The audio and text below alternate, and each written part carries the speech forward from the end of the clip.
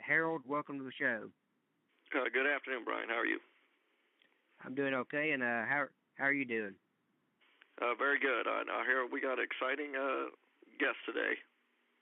Yes, we do. And without any further ado, I want to welcome right now the National Wrestling Alliance President, Mr. Bruce Tharpe.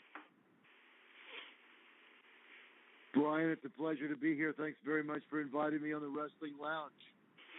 Good afternoon, sir. You're very welcome, sir. It's great to have you on the show today, and we're honored to have a partnership with the National Wrestling Alliance to showcase talent from NWA across the world, and we're honored to have that. Appreciate that. Yes, we're very excited to be on, and really excited about this new project that we've recently launched, NWAClassics.com. A lot of people are talking about it, and it's just really an amazing concept. If you haven't had a chance to look at it yet, some really cool matches on there. Yeah. Yes, there's a lot of rare matches on there that I saw. The other night I actually watched, and this is for fans out there that don't know this. Mr. Tharpe knows this, but Hulk Hogan was not the original one to body slam Andre the Giant. It was Harley Race. I watched a great match with Harley Race and Andre the Giant for the NWA World Heavyweight Title, 2 out of 3 falls match, and that was a excellent match. And then I saw another match. It was Jake the Snake Roberts, as he teamed up with, I believe it was Hacksaw Jim Duggan, and they fought Randy Colley and the Lord Humongous, managed by Sir Oliver Humperdinck, and that was a great match. I mean, there's so many matches on there, folks, that you're missing out on. I'm a subscriber to NWA Classics. It's only $9 a month, and it's well worth your money. It's a lot more worth your money than WWE Network, believe you me, because you're watching classic traditional wrestling compared to what the WWE Network is putting out to you. Because on the network you're seeing stuff. Go ahead, sir. Well, I said what I was going to say is I very much do appreciate those comments. And of course, professional wrestling is a different product than the sports entertainment stuff that you see on Monday night. They're apples and oranges, and I think that there's a segment of the market that's been turned off by sports entertainment that doesn't watch wrestling anymore. Well, now with NWAClassics.com, you can become a wrestling fan all over again and watch the professional wrestling style that you grew up on. And I also think there's a market out there that has only seen the sports entertainment style. They've never had an opportunity to be exposed to the true pro wrestling style that's depicted on NWA Classics. And now with this website, it's going to expose a brand new market of fans to this great style of wrestling, this traditional style of wrestling. And with regard to the matches that are on there, Paul Bosch only televised the best ones. So all the matches that we've got that we're going to be uploading to the website are just amazing matches. I've probably got the best job in the world because I monitor each match to make sure that there's no audio difficulties or problems with the feed or whatnot. And so I'm watching each match and loving it.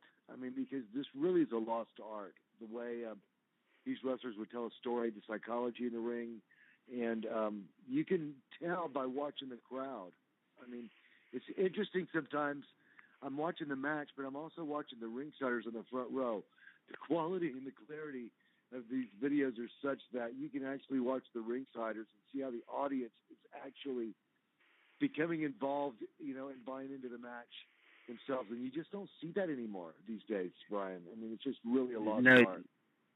No, you don't. You don't see it at all. I mean, today's wrestling, what you see is mainly they want to come out and tell you a story and talk, and it's more about taking away the philosophy of. And let me use this match for an example.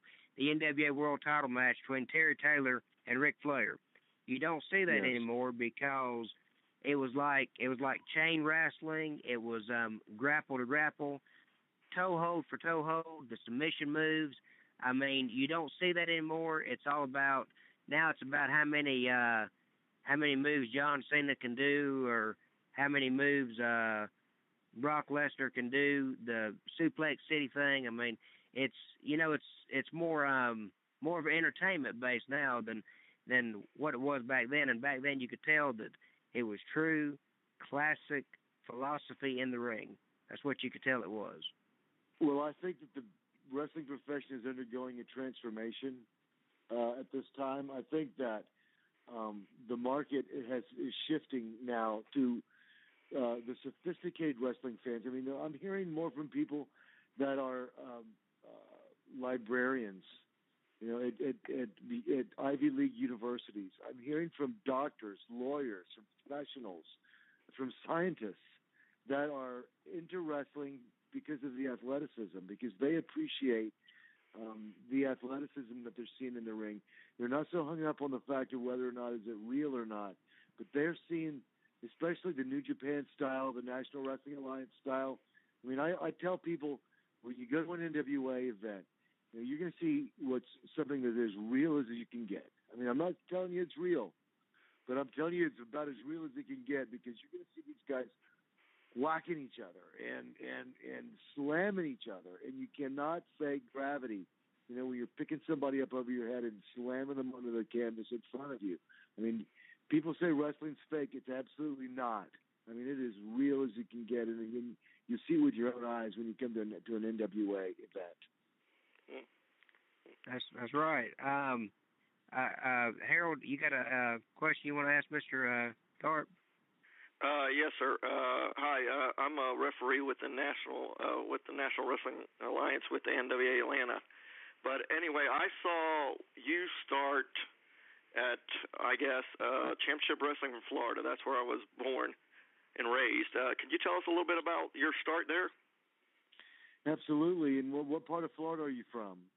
From Miami. I went to the Miami Beach shows and Homestead shows.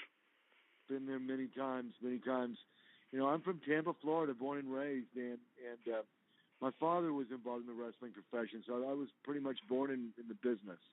My dad was a longtime associate of Eddie Graham, and some of the earliest memories that I have as a child are going to the wrestling matches with my dad. So I started out in this wrestling profession, I mean, almost literally from the time I could walk. So I've been in the business all my life, and I've devoted my life to it.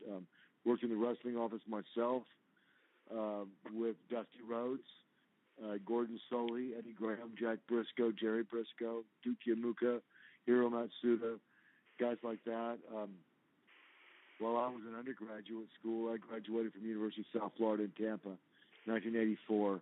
Started law school in Houston, and that's where I met Paul Bosch. I mean, they say that it's tough to get the wrestling business out of your blood, and that's the truth, because when I retired from wrestling in Florida and I started law school in Texas, my retirement from wrestling lasted probably 3 weeks before I was knocking on Paul Bosch's door asking him for a job. He obviously gave me a job out of the goodness of his heart. He didn't have to give me a job. That's just the kind of guy that he was. He was a great promoter, and that's how I became acquainted with the family. And as you well know, Houston was one of the most famous wrestling towns in the country. They brought in talent from all over the world, and his television production was second to none. And I credit Mrs. Bosch for storing these films as carefully as she has in air-conditioned vault. And it's unbelievable to see some of these matches that are more than 30 years old, maybe seen only once. Some of them never seen before. For example, the Andre Harley Race match. That match was videotaped, but there was no commentary on it because it was never intended to be shown on television. So when you see this match on NWAClassics.com, you're seeing this match for the very first time. You're literally seeing wrestling history before your eyes. So support old school wrestling. Support Paul Bosch and the legacy that he's left as such a great promoter by joining NWAClassics.com. It's less than $9 a month. I mean, it's a phenomenal value. If you're an old school wrestling fan or a true student of the business, you can come home from work every day, literally, pull this up on your computer or your widescreen television, and you can see the greatest NWA matches of all time for less than $9 a month. So I mean, it's a tremendous value. If you haven't been to NWAClassics.com yet, do yourself a favor and check it out because it's really cool. Well, I'm sold, that's for sure. I have a question for you, Mr. Tharpe. Now, only you would know if this has happened, but I've wondered if these two guys have ever wrestled each other. Has Jerry Lawler ever wrestled Sting? That's a good question. I'm not sure if that match has ever occurred. If it did, I'm not sure if Sting ever did go down into Memphis. That's a very good question. I can look for that. But I will tell you we've got. But I will tell you some of the matches that we have recently released are some really interesting matches. As you know, we've discussed Ric Flair versus Terry Taylor. What a match that was. We've also got Ric Flair defending the NWA World Title against Hacksaw Butch Reed. We've got, we've even got, talking about the NWA World Championship. We can go way back in time.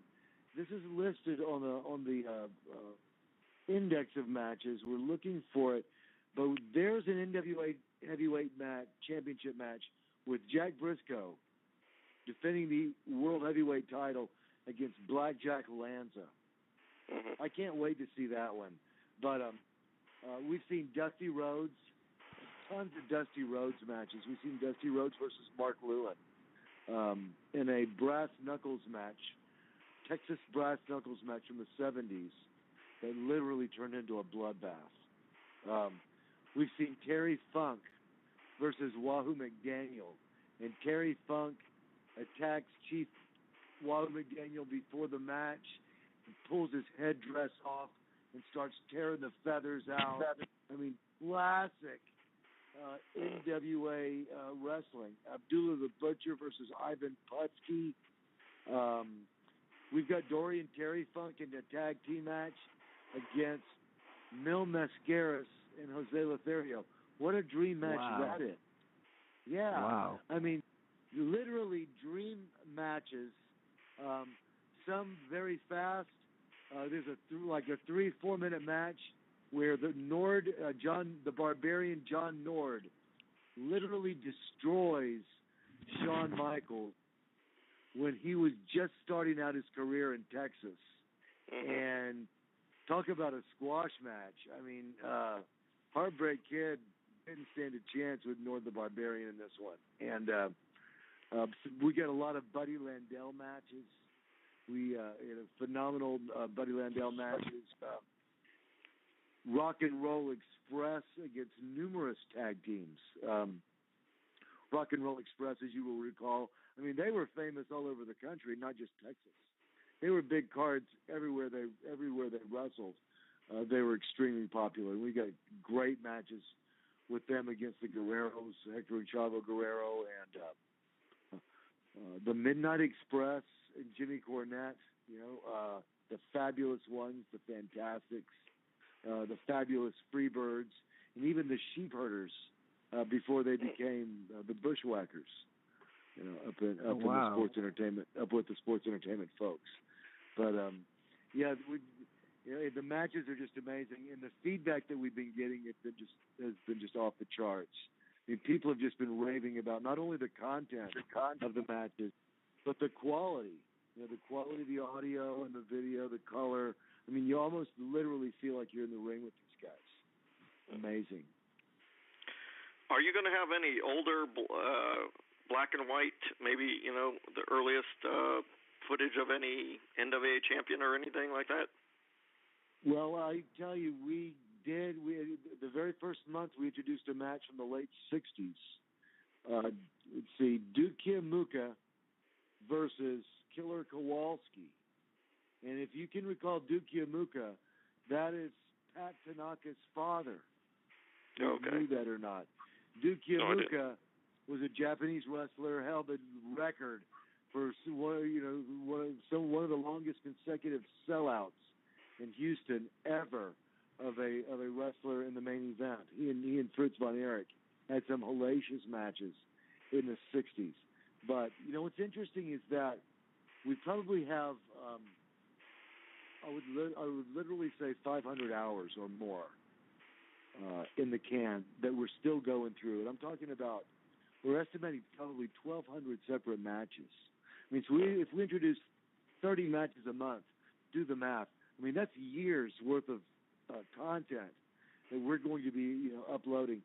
But as we're going through these matches, we're discovering matches that were not listed on the inventory. So we're discovering these hidden gems that are really interesting, that are amazing, that we're coming across, interviews that we didn't know existed. So when you're asking about those 60s matches, yes, there's some listed on there, but I bet you that we're going to come across some that haven't been listed, that as soon as we are able to transfer them and get them on high definition, we're going to be uploading them for the fans to see as quickly as we can. Wow, look forward to that. Yeah, tremendous Bruiser Brody, early Bruiser Brody matches. We just uploaded one a few days ago, Bruiser Brody versus Rocky Johnson from like 1978. Wow. Yeah, taped fist match, 1978. Both of these guys totally in the prime of their careers. Tons of Gino Hernandez footage. I mean, people talk about Gino Hernandez, but, I mean, if you haven't seen him in his younger days, in his prime, this kid was a natural. I mean, he was an absolute natural, and there's a lot of Gino Hernandez matches on NWAClassics.com as well. So get over there if you get a chance. I mean, if you haven't been there yet, check it out, because you definitely won't be disappointed. What is it like for you going to Japan and hanging out with the likes of such legends as Jushin Thunder Liger and the Great Muta? Wow, it's a dream come true, to be honest. I mean, I've been in Japan 14 times in the last 2.5 years. I've been over there with such tremendous wrestlers as the Iron Man, Rob Conway, Godzilla Jax Dane,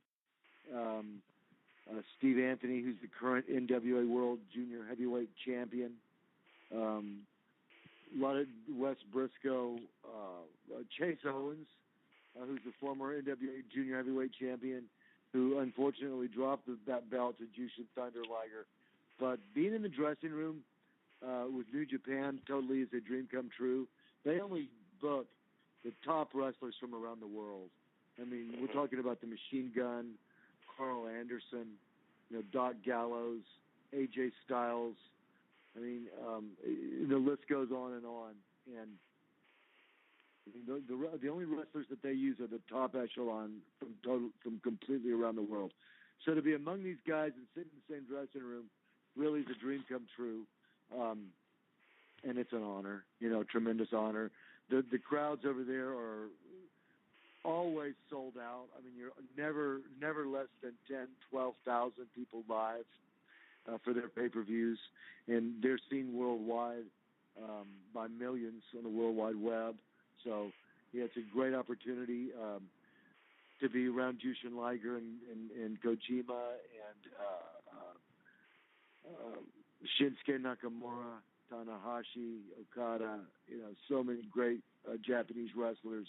It's an honor, and I love going to Japan, love the culture over there, the people in Japan, even though they're a little bit against us, so to speak. I'm trying to be nice about it, but we've heard our share of boos over there as we've gone through the curtain and whatnot, but, it kind of goes with the territory.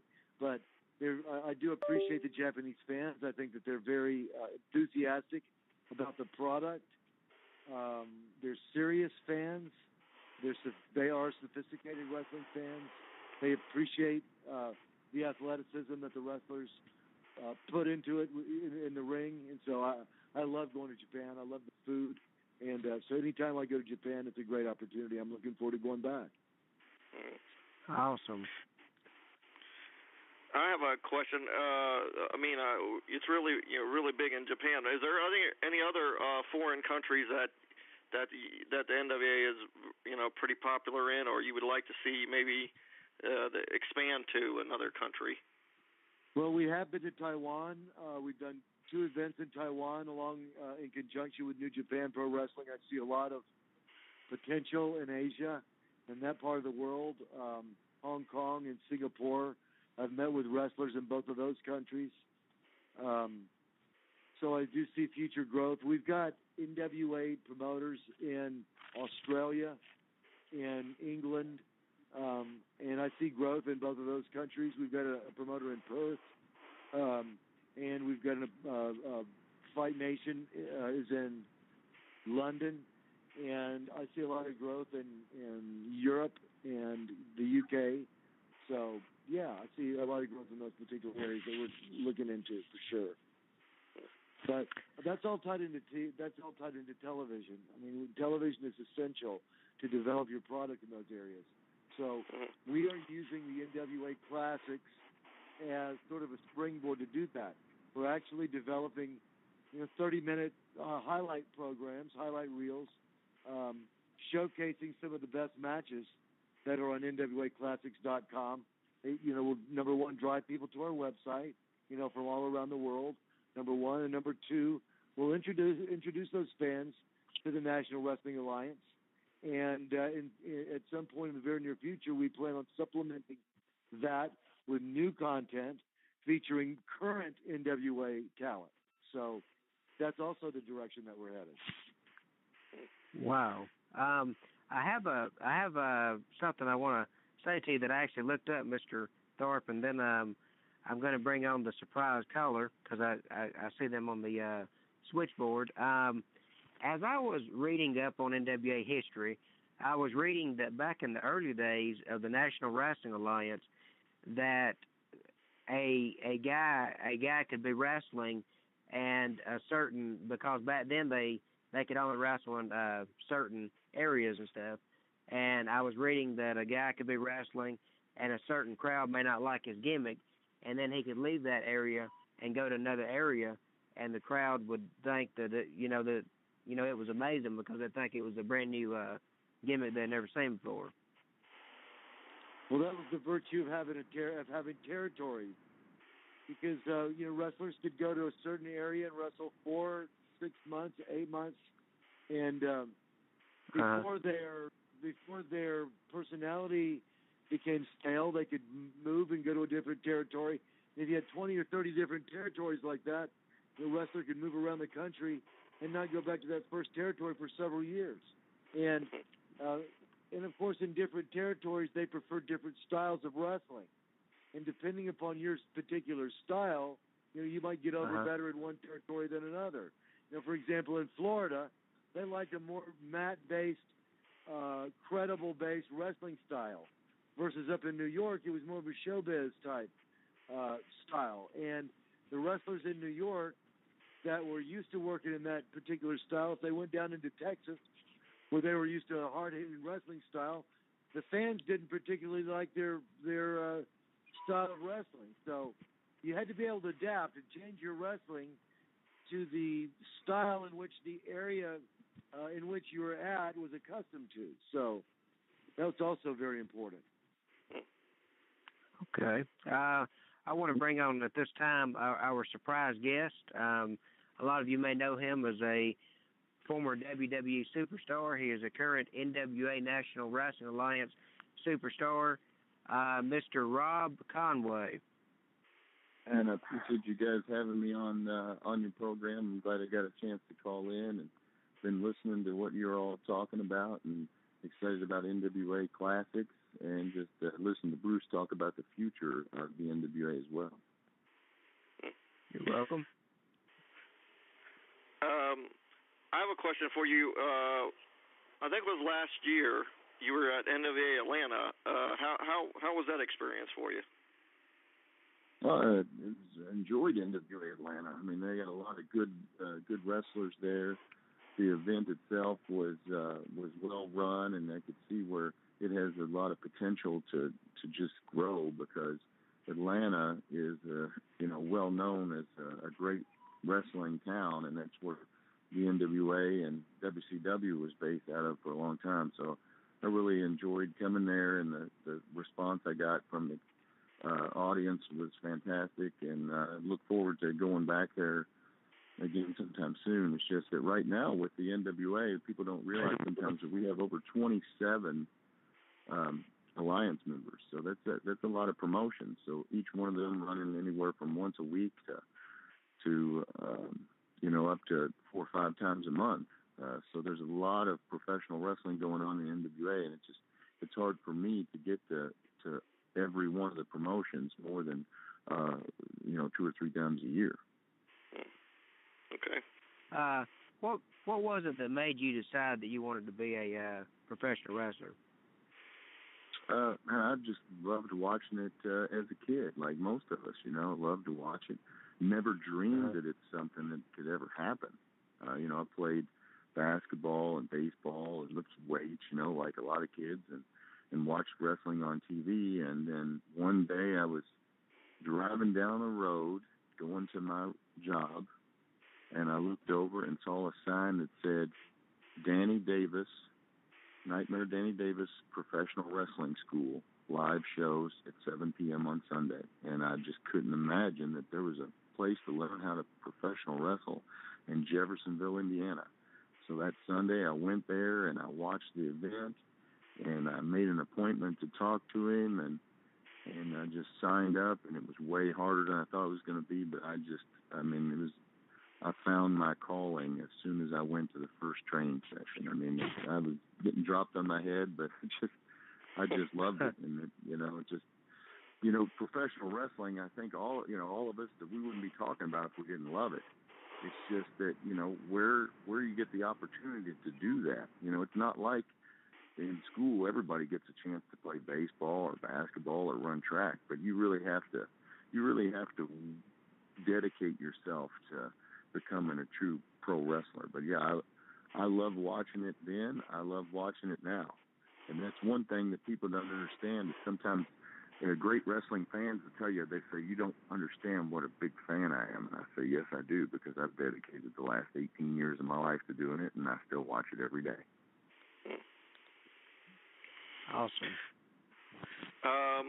I know you got to be in good shape to do it.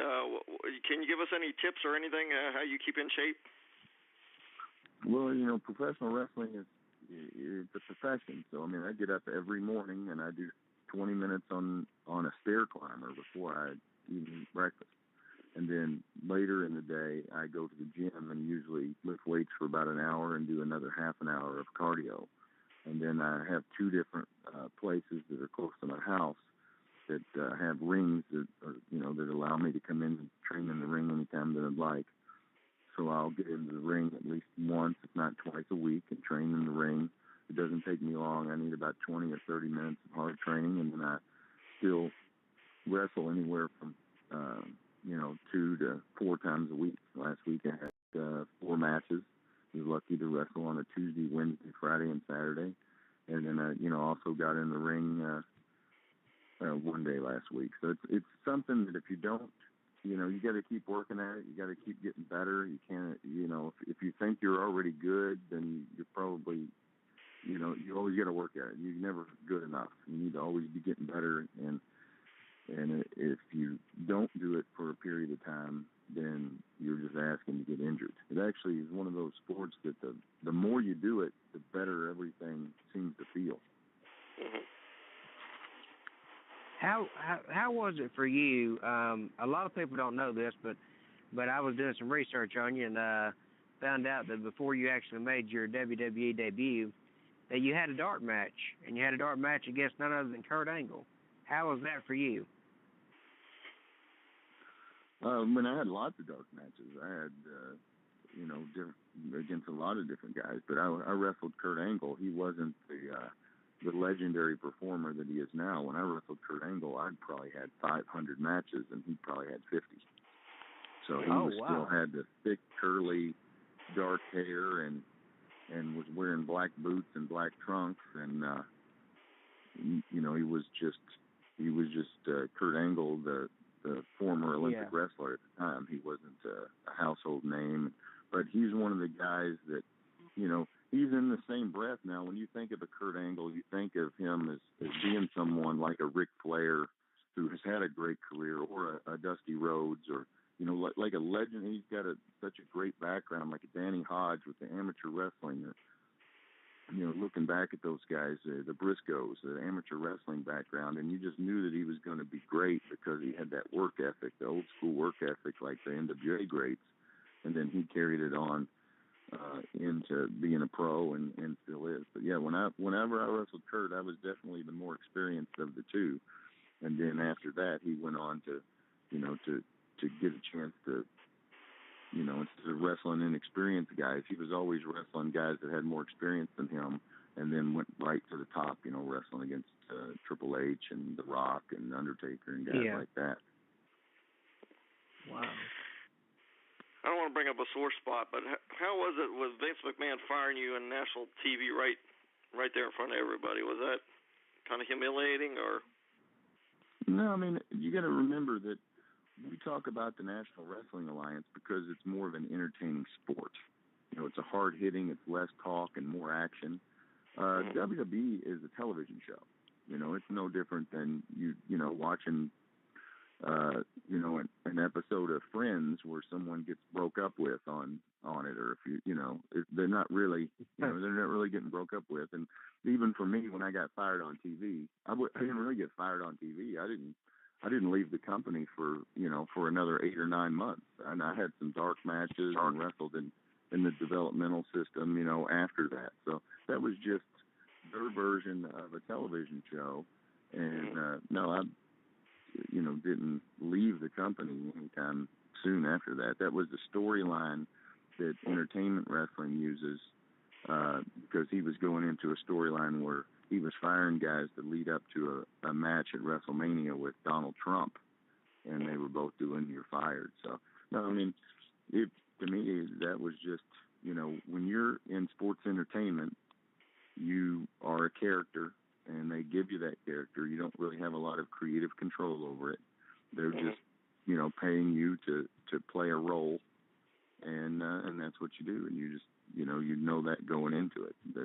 They write everything that you say is written down, and, whereas like the NWA, for instance, that you have a match coming up against Jack Dane, or I'm going to be going to Japan, and they say, hey, we'd like for you to talk about that. And then you come out and say it in your own words, because they have the belief that if you're a true professional wrestler, then you have those capabilities. Where, the WWE is a great company, but they don't even claim to be professional wrestling. They are sports entertainment. They're a television show, and they get great ratings. But what we're trying to do with the NWA is give you more of an entertaining sport. A lot of times people, will say, hey, I watch the WWE on Monday nights, but man, I sure do miss the way wrestling used to be. And that is what the NWA is trying to give you, an alternative. If WWE is in one genre and they do a great job, we want to be 180 degrees away from that. We want to be the exact opposite. If they have a 3-hour show that's 2 hours of talking, we would love to have a 3-hour show that is, 2 hours and 45 minutes of action. And Bruce can chime in on that, because he's an old school guy that thinks that people tune into professional wrestling to actually see the wrestling. I agree wholeheartedly, Iron Man, and I appreciate those comments, because I do believe that the direction that the profession is headed is towards the sophisticated wrestling fan, the wrestling fan that appreciates the athleticism that they're seeing in the ring between competitors. I mean, the drop kick that Okada can throw, that high elevation, the moves that Shinsuke Nakamura can pull out of nowhere. The ego trip drop kick, that Rob Conway can knock a guy out with in a heartbeat. I mean, these are moves that people are going to buy into and appreciate, and I just believe that's the direction of the business. And, not taking away anything from the sports entertainment folks, but I believe that Rob Conway really blossomed as a wrestler when he became the NWA World Heavyweight Champion. And he has been the face of this company for the better part of 2 years, all around the world, from the far different corners of Asia and Taiwan and different cities of Japan, to all across North America. And he really has blossomed as the NWA World Heavyweight Champion. I mean, I've been fortunate enough to travel with Rob all over the world, seen him in matches against all different types of wrestlers, and he's had some tremendous matches, and they've all been here in the NWA. I wanted to actually chime in on what Mr. Tharpe just said. Actually, in my opinion, a lot of the guys that have been released from WWE or that left WWE, a lot of them have blossomed into phenomenal stars. I mean, take a look at Chris Masters, and take a look at Carlito and Shelton Benjamin. I mean, John Morrison. John Morrison. I mean, there's so many of them that I don't believe were utilized the right way in WWE or given the chance because they didn't want to take the spotlight away from other people, and they didn't utilize them right, and so they lost out on great talent. But as they say, one person's lost, another person's gained. Well, Rob, if you don't mind, commenting on this, I think that you've got a lot more freedom. I mean, sports entertainment and professional wrestling are apples and oranges. They're two different products. And with the National Wrestling Alliance, by and large, it's unscripted, and you have the freedom to do what you want to in the ring and say what you want to say in your interviews. And I think that freedom of expression allows a wrestler to develop. Correct me if I'm wrong, Iron Man. No, I think that I just go back to professional wrestling versus sports entertainment. They're both great, and they both have their place. Now, I grew up watching professional wrestling. I watched Ric Flair and Dusty Rhodes and Terry Funk and the Von Erichs, as well as, the Macho Man Randy Savage when he was in the USWA wrestling in Louisville, Kentucky, and places where I got to see him. And I really enjoyed professional wrestling. But when I compare it to sports entertainment, for instance, you could have a small role in a movie. It doesn't mean that you're not a great actor. It just means they hired you for that role, and then the next role, you're the star of the movie. So, and that's kind of the way the WWE is that a lot of times what you'll see is you'll see a guy on WWE, and you think, man, that guy's okay. He had a 3 or 4 minute match. And then 2 or 3 years later, hopefully the guy gets better. I mean, hopefully you're not at your peak when, when I started in the WWE on television, I'd been wrestling for 6 years. Well, now I've been wrestling for 18 years. So hopefully I got better and as the time went on. So that being said, if you were watching a guy that you saw in WWE and then you see him in a live event somewhere, wrestling in Atlanta or wrestling in St. Louis for the NWA or another great organization, and you think, my goodness, this guy's way better than I thought he was. And it was like, well, yeah, because he was given the opportunity to go out in a main event setting and had minimal restrictions on what you're allowed to do. So did he get this? He might have been great the whole time, but if you watch WWE, and it's they put on a fantastic show, but every match isn't great, and I don't think that they're designed to be great. How great can a match be that lasts for 4 minutes with entrances? But and then the last couple matches, will last 15 or 20 minutes because that's their feature. So I guess when you get to the pro wrestling versus sports entertainment, is that there's less time constraints because you're not, most of the events that we have are just for the people who come to see them or DVD. They're not limited to the television time for the matches. So I guess that's the main thing is there's a lot of great talent out there that when given the opportunity to shine and the freedom of going out and expressing, doing their moves. I mean, the WWE literally is a great company, but for instance, you still work for them. You still show up on time and do what you're told, and like most jobs. And you might, before you go out of the curtain, there might be a sign that says no super kicks, no chops, no punches, all these things that you're not allowed to do because they're the moves of someone who's been there longer. Mm-hmm. So I mean, you do the best you can with the handcuffs that are put on you. But that being said, it's sports entertainment. I enjoyed my time there, made very good money, learned a lot about what to do and what not to do. And then when I got the opportunity to come to the National Wrestling Alliance, I feel like I learned a lot about how to be a main event performer from watching Ric Flair, from watching Shawn Michaels, from watching, Triple H, and then, taking that knowledge and applying it in a company that believed in me and gave me the opportunity to show what I could do. So there's a lot of guys, even now in the WWE, who are great wrestlers who don't really get to showcase what they can do. And now there's a lot of those same guys who are getting the opportunity with the NWA. I wrestled Chris Masters for the NWA World Heavyweight Championship in about a 35-minute match in Houston at the Paul Bosch tribute show. And, man, what a fantastic wrestler he is. Mm-hmm. I mean, a lot of guys that I kind of came up with in the WWE moved on to the NWA, and now they're seasoned professionals. I just think a lot of times in sports entertainment, you get a big break when you're in your early to mid-20s, and a lot of times you're really not a seasoned pro yet, whereas back in the 70s and 80s, the guys who you saw on television looked like grown men that whipped somebody's butt. Mm-hmm. Because they were seasoned pros. Really I don't interesting. Want to, I just want to throw in there. I just want to throw in that the matches that you're going to see on the NWAClassics.com. It's just a different product than you see out there these days. I mean, the being able to tell a story and use psychology. I mean, and you just see the reaction of the crowd as the people are actually buying into the match.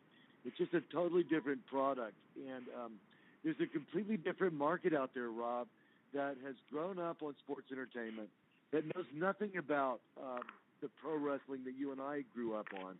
So there's a completely new market out there that can rediscover or discover pro wrestling and something completely new to them on NWAClassics.com. I don't want to interrupt, but I see that the feed's fixing to cut us off, so I want to thank you, Mr. Tharpe and Mr. Conway, for joining the show today. Thank you We're just really for coming on. We'd love to have you back. My pleasure. My pleasure, guys. Thanks a lot for having us on. Don't forget to thank you. Go to NWAClassics.com. Thank you, sir. Yes, sir. Bye-bye.